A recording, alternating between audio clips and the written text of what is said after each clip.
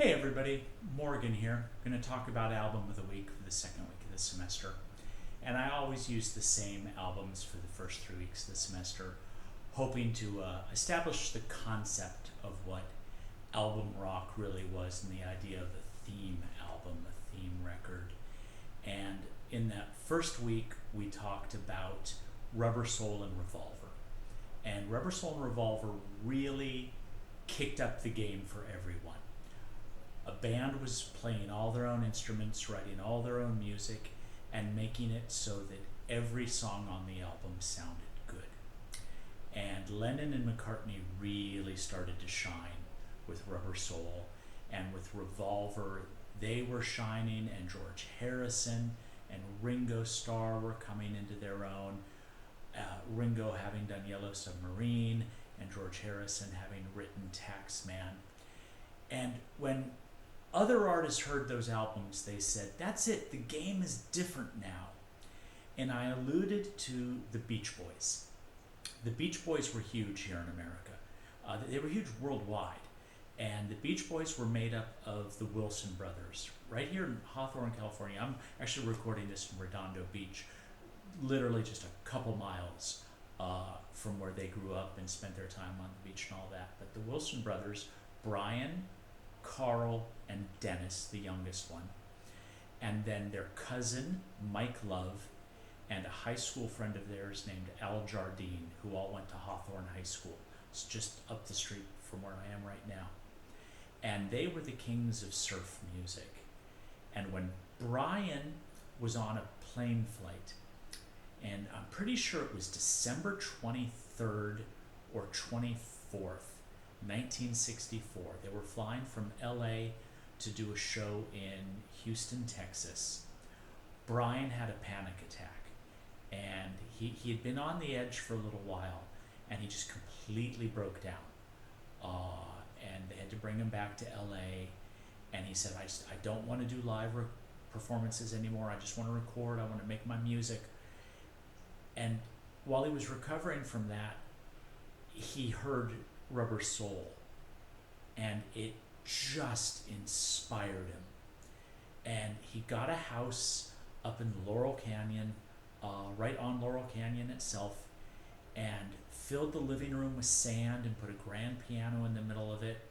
And it was surrounded by all these other musicians, and he was married to a woman, I believe her name was Marilyn. And one of the mamas and the papas, Michelle Phillips, came over, and she was talking to Brian's wife and said, are you cool with this? I mean, all this sand in your living room and, a piano. And she goes, he's writing some really good music. And she goes, okay. And it turned out that what he was writing was this, which is the album called Pet Sounds. Now, this is a CD of it. I've got to tell you, I still have it right here. This is my original vinyl copy of Pet Sounds that I bought. I was probably 10 or 11 years old. This was it was Christmas Day, 1976 or 1977. And my brother and I would always go to Tower Records on Sunset Strip, take any money we might have gotten as Christmas gifts and go and buy records. And this was, my first trip, old enough to go with him. And my mom was along with us, and she's like, what are you going to buy? And I think she was a little nervous because my brother was getting some edgy stuff. And I said, I wanted to buy the Beach Boys. And she goes, ooh, phew, that's nice and safe. And I walked up with a copy of Pet Sounds, and she went, oh, no. She's like, oh, he's going to, that just started me down the path towards progressive rock.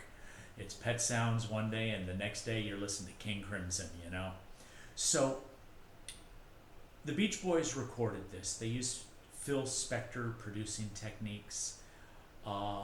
Brian was the mastermind behind all of this. None of the songs were about surfing anymore. The songs were about teen angst. The songs were about the feelings that you had that you couldn't express to other people, and nothing like they had recorded before. And the reason I'm saying this is, when it came out, the public didn't receive the album well. The music community loved it. They thought, this is amazing. but the average Beach Boy fan didn't really think it was a great album. It has some songs on it that earned Brian Wilson his place in history. Mike Love, who sang a lot of the Beach Boys stuff, flat out said that if nothing else, Brian Wilson earned his spot amongst the three best songwriters of all time just for the verse in God Only Knows, just for the chorus in God Only Knows, or for the song Wouldn't It Be Nice, which both came off of this album. They were just really amazing, and there was some instrumental on this, and there wasn't a whole lot of instrumental in Beach Boys music before that. So I want you to listen to this and think about nobody else understands me, nobody else gets me. Wouldn't it be nice if I could just walk off and be with my friends and not have to deal with all the grown-ups? And that's what Brian Wilson was talking about when he recorded this album. And some of the stuff in there was kind of coded the way he said it, and it wouldn't probably have gotten past a lot of the censors if they realized he was saying, wouldn't it be nice if I could wake up next to my girlfriend every morning, rather than having to live in my parents' house and stuff like that. Dylan, Bob Dylan, thought this was an amazing album. I'll put some links on the webpage to comments he's made. Paul McCartney, I think this is the ultimate compliment that you can give to an album. Paul McCartney, for each of his children, when, I don't know, if they turn 13 or 14 or 15, he gives them a copy of Pet Sounds and says, go and listen to this, so that you understand you're not the only person who's ever felt the way that you're feeling right now. McCartney's well enough known. I hope he's been able to get Brian Wilson to sign some of these copies of these albums for his kids, and many others have just said, wow, this is it. Now, the Beatles, Lennon and McCartney, when they heard this, it came out in May of '66, right about the same time that Revolver was released. And they said, holy crap, he just out-Beatled the Beatles.